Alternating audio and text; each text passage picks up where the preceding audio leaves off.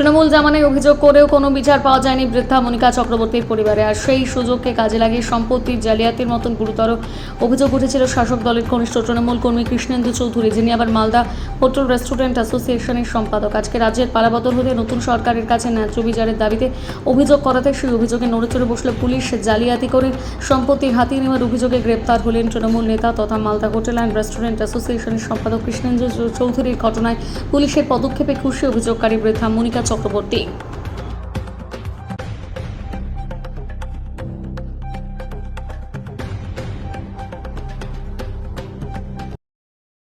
এর আগেও অনেকবার করেছি, বলা হয়েছে, কেস করা হয়েছে, কিছু হয়নি।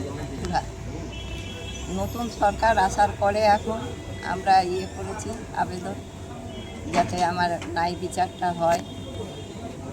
আর এই 2 নম্বর কলোনির জায়গা, রথবাড়ির জায়গা, তাহাপুরের জায়গা, এগুলো সব জাল করে বিক্রি করার হয়েছে। কার জায়গা ছিল? নারায়ণ চৌধুরীর জায়গা। আপনারা শরিক ছিলেন? আমার নিজের মামা।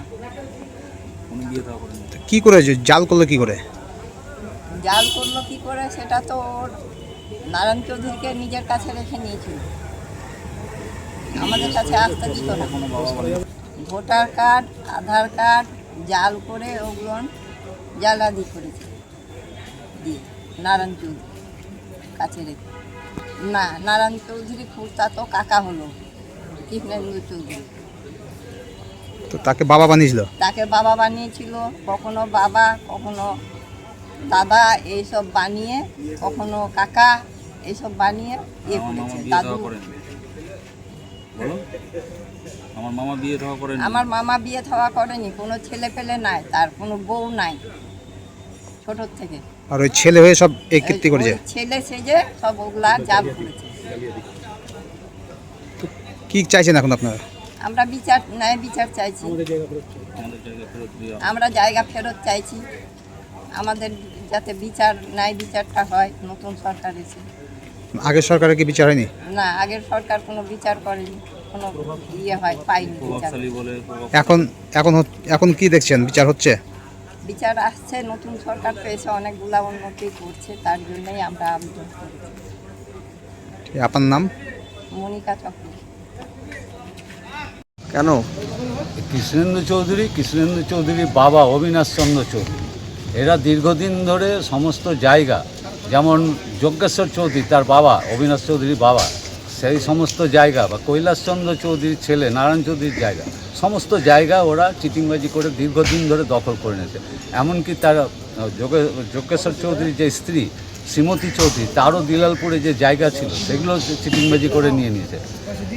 তো এইভাবে করে নিতে নিতে ওদের শরিক যারা, নারায়ণ চৌধুরীর শরিক, নারায়ণ চৌধুরী অবিবাহিত ছিল, তার এক কৈলাসচন্দ্র চৌধুরী এক ছেলে নারায়ণচন্দ্র চৌধুরী, এবং তার মেয়ে হচ্ছে কমলাবালা চৌধুরী, এবং হাজব্যান্ড হচ্ছে গণপতি চৌধুরী।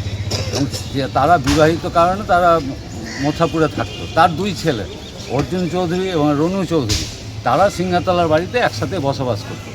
তখন এই অবিনাশ চন্দ্র চৌধুরী বা টাবু চৌধুরী এরা কেউ আসতো না, নারায়ণ চৌধুরীর কাছে সমস্ত কাগজপত্র থাকতো, এবং ওরাই এই এসে যখন মাঝে মাঝে আসতো, এইসব জায়গাগুলো দীর্ঘদিন ধরে জালিয়াতি করতে করতে নিজের নামে করে ফেলেছে। কিভাবে জালিয়াতি? কি ধরনের জালিয়াতি? যেমন এই জাল করেছে, যেমন 88 সালে, 88 সালে 1 নম্বর কলোনি, মানে 3 নম্বর কলোনি। ছেড়ে দিন, আপনি এমনি বলুন না। হ্যাঁ, ওখানে আমাদের একটা জায়গা ছিল আমার বাবা অভিমন্যু চৌধুরীর নামে, 6 কাঠা যায়, 3 কাঠা 9 ছটার জায়গা। সেই জালটা, সেটা অবিনাশ চন্দ্র চৌধুরী, ওর বাবা কৃষ্ণেন্দু চৌধুরীর বাবা, সে বাঁ হাতে জাল সই করে সেটাও দখল করে নিয়েছে। এইভাবে দীর্ঘদিন করে প্রতারণা করেছে, এবং এরা শরিকরা যখন বাড়িতে ঢুকেছে তাদের উপর অত্যাচার হয়েছে, প্রেশার পড়েছে। তার প্রভাবশালী যখন এসছে, তার প্রভাব খাটিয়ে এইসব দিনের পর দিন করে বেড়াচ্ছে। পুলিশ কেন অ্যারেস্ট করেছিল না? হ্যাঁ, পুলিশ কেন এতদিন অ্যারেস্ট করে? পুলিশ এতদিনে অ্যারেস্ট করেছে যেহেতু চাপ দেওয়া হচ্ছে, কিছুতে শুনছে না, বলে বাধ্য হয়ে অ্যারেস্ট করেছে। কেন? প্রভাবশালী, ও তো পয়সা খাওয়াক বা যাই করুক, একটা কিছু প্রভাব খাটিয়েছে। ও একটা সেক্রেটারি, তারপরে ম্যানেজমেন্ট, আমাদের ব্যবসায়ী প্রতিষ্ঠানের একটা সেক্রেটারি, তারা সবাই সহযোগিতা। কোনো রাজনৈতিক দলের সাথে যুক্ত ছিলেন? না, রাজনীতি উনি পাড়াতে কারোর সঙ্গে মিশতেন না। ওনার একমাত্র ছিল বাড়ি আর হোটেল হলিডে ইন, এই জায়গাতেই যাওয়া আসা করতো। এমনকি হলিডে ইন হোটেল, যে হোটেলে একটা ইলেকট্রিক মিটার আছে, সেই মিটারটাকেও 16 সালে একটা কেস হয়েছিল। সেই কেসে ও ওখানে সুভা বলছে, ওটা লেট সুবলচন্দ্র চৌধুরী হবে, উনি হচ্ছেন আমার ছোট কাকা, তাকে বাবা বানিয়েছে। মানে নারায়ণ চৌধুরীকে কোথাও রসুলদা, মানে আমাদের কোর্ট স্টেশনে একটা জায়গা আছে নারায়ণ চৌধুরীর নামে, তাকে নারায়ণ চৌধুরীকে বানিয়েছে যে আমার বাবা বলে জায়গাটা বিক্রি করেছে, ওই একমাত্র ওয়ারিস। আদতে নারায়ণ চৌধুরী তো বিয়েই হয়নি, তাহলে ও হচ্ছে কি করে? পুলিশ কবে ধরলো? হ্যাঁ, কবে ধরেছে পুলিশ কালকে রাত্রে ওকে অ্যারেস্ট করেছে। কি চাইছেন? আমরা চাইছি এর একটা সঠিক বিচার হোক এবং ওয়ারিসগণ যাতে সেই বিচারটা পায় এবং জায়গা ফেরত পায়, তার একটা ব্যবস্থা। আপনার নাম? আমার নাম হচ্ছে অরুণ চৌধুরী, আমার বাবার নাম হচ্ছে অভিমন্যু চৌধুরী। মালদার হোটেল অনার্স অ্যাসোসিয়েশনের সম্পাদক কৃষ্ণেন্দু চৌধুরী ইতিমধ্যে অ্যারেস্ট হয়েছে। আমরা ভারতীয় জনতা পার্টি বলতে চাই, যেহেতু একটা ব্যবসায়ী সংগঠনে উনি উচ্চপদস্থ একটা জায়গায় ছিলেন, সেখান থেকে কখনোই এটা কাম্য নয়। কারণ কোনো সংগঠনে যদি রিপ্রেজেন্ট করেন, ওনাদেরকে ভাবমূর্তি স্বচ্ছ রাখার জন্য অনেক প্রয়াস করতে হয়। সেখান থেকে ওনার উচিত ছিল যে এই সব থেকে দূরে থাকা। সার্বিকভাবে ভারতীয় জনতা পার্টি সরকারে আসার আগে এবং আমরা পরেও বলেছি যে বা যারা হোক যদি অন্যায় করে তাদেরকে তাদের আইনত ব্যবস্থা হবে তাদের। সার্বিকভাবে কৃষ্ণেন্দু চৌধুরীও অ্যারেস্ট হয়েছে, এটা বিচারাধীন বিষয়। উনি যদি নির্দোষ প্রমাণ করতে পারেন তাহলে উনি বেকসুর খালাস হবেন, আর নতুবা যদি দোষ করে থাকেন তাহলে আইনত ব্যবস্থা হবে। এটা ভারতীয় জনতা পার্টি সুশাসনের কথা বলেছিল।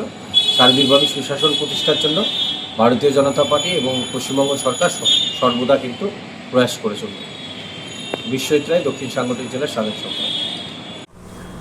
মালদা হোটেল অনার্স এবং অ্যাসোসিয়েশনের সম্পাদক কৃষ্ণেন্দু চৌধুরীকে দুদিন আগে পুলিশ অ্যারেস্ট করেছে। তাদের পরিবারের অভিযোগ, তিনি পরিবারের জমি জায়গা ডুপ্লিকেট কাগজ বানিয়ে বাড়িঘর এগুলো দখল করেছে।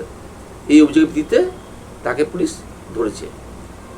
অভিযোগ এর আগেও নাকি তাদের বিরুদ্ধে অভিযোগ জমা পড়েছে ইন্দিরা থানায়, কিন্তু তৃণমূল নেতাদের সঙ্গে যোগাযোগের জন্য তাকে পুলিশ অ্যারেস্ট করে।